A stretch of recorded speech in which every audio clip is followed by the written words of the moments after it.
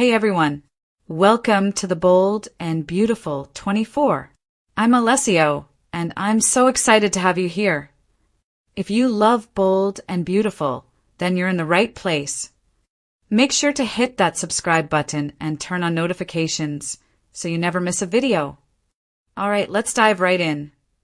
Finn blasts Lee, Deke spills to Elektra, and Poppy's Luna outrage. The Bold and the Beautiful have revealed that Poppy Nozawa will encounter some Luna Nozawa outrage following John Finnegan's criticism of Lee Finnegan. Deke Sharp will also disclose information to Elektra Forrester. Therefore, B&B enthusiasts may anticipate the following. Deke will have the opportunity to meet Elektra and develop a rapport with her at Forrester Creations. This will result in Deke notifying Elektra of a new secret he is concealing. Deke placed his portfolio in the collection of potential designers for Hope for the Future's revived line when no one else was looking. Deke is relying on his work to speak for itself, as he is determined to secure the position based on his talent, rather than his family connection. The scheme is already effective, as Hope Logan Annika Noel was astounded by Deke's designs. Hope is unaware that her brother is situated behind them at this time. However, she believes that this designer would be an ideal match. Finn criticizes Lee for concealing Luna's survival, while Deke anticipates some favorable developments. Lee will be apologetic as Finn attempts to comprehend the decisions of his adoptive mother, as she has initiated a significant Luna disaster. Finn will acknowledge that Luna is alive, prompting Poppy to inquire about the situation. Poppy will be incensed by this and will refer to Luna as a little bitch. Her anger will be further exacerbated by the information she receives regarding the Will Spencer predicament. Will struggle to comprehend the reason for Luna's intense interest in him. Luna's fixation on Will resulted in her obtaining his alcohol, deceiving him in bed, and becoming pregnant with him. Consequently, he will contemplate the reasons for these events. Will continue to fret about the pregnancy drama and his future with Elektra, despite the fact that Luna is once again incarcerated. Will would be delighted to finally place Luna in the rearview mirror, but her most recent scheme will persist in causing complications. The Bold and the Beautiful spoilers indicate that Elektra and will face additional challenges. Lee and Finn inform Poppy that she will become a grandmother, and Deke is appointed as the new designer of HFTF. Elektra discloses to Will that she is alarmed. Deke encounters her, and the Forresters are astounded by Deke's creations. Please refer to the most recent B&B recap. Taylor was cautioned by Sheila that she would not permit anyone to undermine her marriage, and Hope was impressed by Deke's portfolio. He and Katie reassure Will that this is not his responsibility at Bill's. Bill assigns responsibility to himself, while Katie assigns it to Lee. Will's primary concern is the disruption of Elektra's existence. He is concerned about the possibility of having a child with a psychopath. Katie assures him that everything will be fine. He is adamant about not losing Elektra as a result of Luna. Will's parents anticipate that Elektra will remain committed to their son following his departure. Lee is pacing her office when Finn enters and informs her that Luna is alive as a result of her efforts. She maintains that her sole objective was to assist her in reorienting her life. Poppy arrives and inquires as to why Finn requested her presence. Finn declares that Luna is alive. Poppy does not find this amusing. According to Finn, it is the reality. She was rescued by his mother. Lee asserts that Luna has recovered. Nozawa style. Poppy remains in a state of awe and is uncertain of how to respond. She reminds her sibling that she stated that Luna was deceased. Finn explains that Lee surreptitiously nursed her back to health. Luna is alive. Is that little girl truly alive? Poppy inquires. Finn appears bewildered. Lee sneers. Poppy reprimands her sister for behaving in this manner once more. Lee reminds her that she is discussing her own flesh and blood. Poppy is delighted to learn that she is currently incarcerated. Finn declares that they will become grandparents. Poppy finds this information to be overwhelming, and suspects that it was merely a chance encounter. Finn clarifies that it was not an accident. Bill's son was the individual in question. Poppy contemplates the matter and sighs. Deke's anonymous portfolio is so well suited to Hope that everyone in the Forrester office is in awe. She has been perplexed as to where this designer has been throughout her existence. Hope claims that it is as though someone has penetrated her consciousness. They are in search of a telephone number. In the design office, Elektra encounters Deke. He introduces himself as Hope's half-brother, and they discuss her ornaments. They are enthusiastic. The HFTF is undergoing a relaunch. He clarifies that he is a designer who has recently graduated from the Design Institute. He is resolute in his efforts to demonstrate his value, and she informs him of the extent of her diligence. "Your items are ludicrous," he remarks. She has already developed an affection for him. Deke is enthusiastic about learning the outcome, as he submitted his designs anonymously. Calling him, Hope requests that he accompany her to the office. Elektra extends her best wishes to him for success. Deke verifies that the designs are his upon his arrival at the office. He desired for her to take the work into account, rather than for him to be her brother. Hope is overjoyed as Rich beams. She is genuinely astonished. Everyone is astonished. Deke asserts that he has consistently been an admirer of the line and Hope. He is most enthusiastic about sketching. Rich declares that this resolves the matter and extends a warm greeting to him. Hope embraces her sibling. Will arrives at the design office to discuss the extent to which everything is unappealing. He is ensnared in this situation. However, what is her genuine perspective? She is relieved that Luna is now in prison. However, this does not negate the harm she has caused. She endeavors to concentrate on their affection. However, she is perpetually preoccupied with the realization that he will remain inextricably linked to Luna. Will harbors animosity toward her for inflicting this suffering. He reminds her that they made a commitment to work together to overcome this. Will struggles Finn vs. Lee Deke and Elektra bond. Fans of The Bold and the Beautiful can anticipate that Deke Sharp will interact with Elektra Forrester. John Finn Finnegan confronts Lee Finnegan. Additionally, Will Spencer encounters difficulty in ascertaining the reason for his targeting.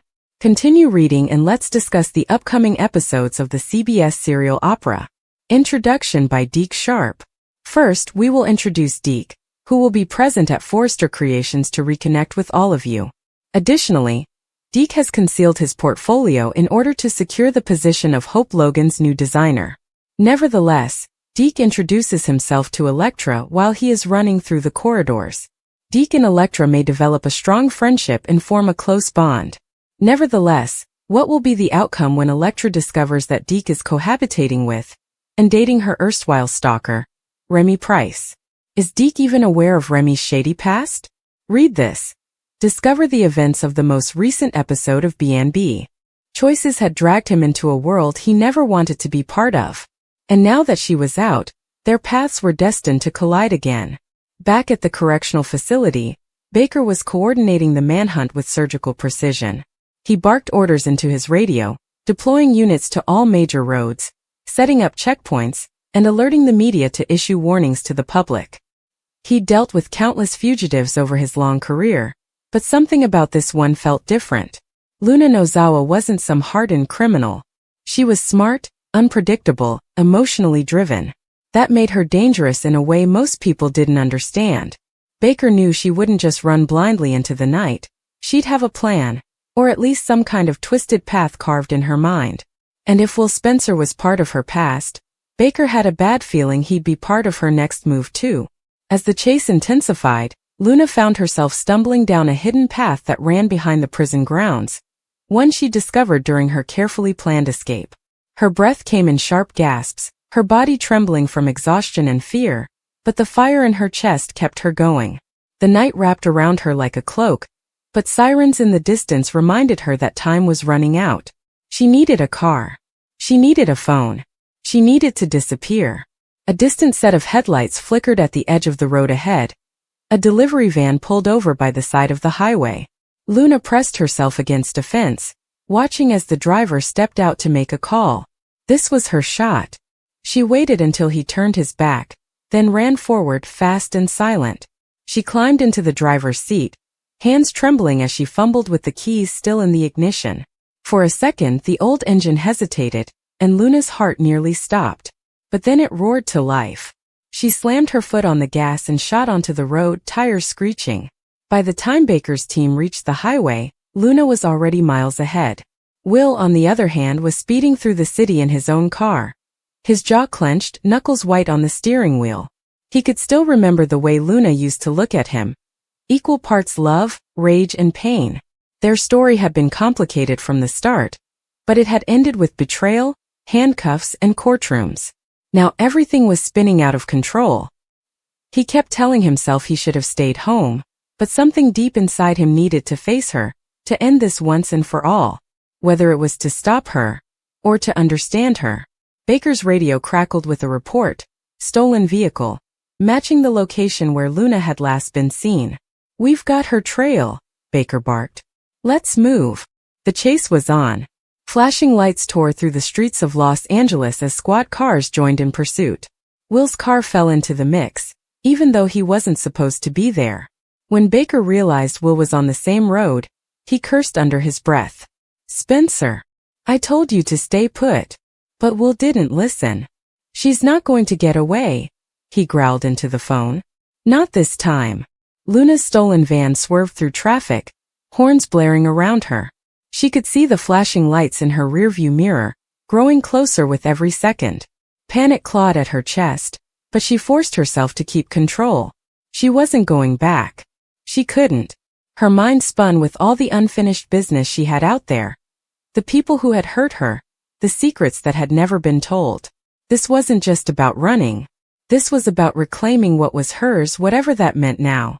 As the sirens closed in, she took a hard right down a narrow road, hoping to lose them in the maze of industrial warehouses ahead. Baker followed with practiced precision, coordinating his units to cut off every exit. But Will took a different path. He knew how Luna thought. He'd seen her run before, seen the way she calculated, always staying one step ahead. When the squad car circled the main road, Will cut through an alley, racing toward a spot he knew she'd end up. And sure enough, just moments later, he saw the van swerve into view. Their eyes met through the windshield, just for a split second, but it felt like everything else disappeared. Time slowed. The world narrowed down to the two of them. Luna's expression was wild, a mix of desperation and fury. Will could see it, the same fire that had always burned inside her. He shouted her name, even though she couldn't hear him through the glass. She yanked the steering wheel, trying to get past him, but Will swerved to block her. Tires screeched. Baker's squad cars flooded in from behind, surrounding the warehouse lot like a trap snapping shut. Luna slammed the brakes, the van spinning slightly as she came to a stop. The flashing red and blue lights washed over her face, and for the first time since she'd escaped, her breath caught. It was over, or maybe it was just beginning. Baker stepped out of his car, gun drawn but steady. "Luna Nozawa," his voice boomed through the loudspeaker. "Step out of the vehicle with your hands where I can see them." For a moment Luna didn't move. Her hands clenched the wheel, her chest rising and falling with ragged breaths. She thought of everything, the betrayal, the nights in her cell, the way Will had looked at her in court. Her entire life had been boiled down to this one moment. Then slowly she pushed open the door and stepped out, the cold night wind whipping her hair across her face. Will got out of his car too, unable to stop himself. "Luna!" he shouted. His voice cracked, and for a moment, it wasn't the voice of someone chasing a fugitive. It was the voice of someone who still remembered what they'd been to each other.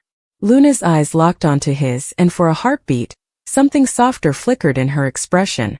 But then Baker's voice cut through the air again, sharp and commanding. "Hands up, Luna. It's over."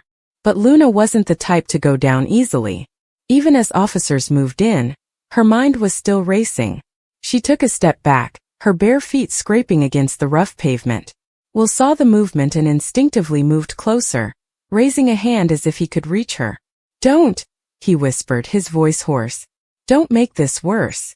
But Luna had already made her choice when she walked out of that prison. She wasn't surrendering, not yet. She spun around, bolting toward the edge of the warehouse yard, trying to slip through the smallest gap between two patrol cars. Baker cursed and shouted commands. Officers swarmed. Will broke into a sprint too, chasing after her without thinking. "Luna!" he roared. The sound of heavy footsteps, radios crackling, and adrenaline-charged breathing filled the night. Luna's hair streamed behind her, her heart hammering like a drum in her chest. She could see the open street just beyond the fence, freedom just a few feet away. But Baker had anticipated the move. He cut her off from the side, his arm shooting out like a wall. Luna skidded to a stop, stumbling, but Will grabbed her from behind, pulling her into his arms before she could bolt again. The world around them blurred into chaos. Shouting officers, flashing lights, the sharp metallic taste of fear and exhaustion. Luna struggled in Will's grip, her nails digging into his arm. "Let me go," she hissed, her voice trembling but fierce. "I can't," Will whispered back, his breath hot against her ear. "I can't let you do this anymore." Baker moved in with his team, handcuffs ready, every movement precise and practiced. But in that tiny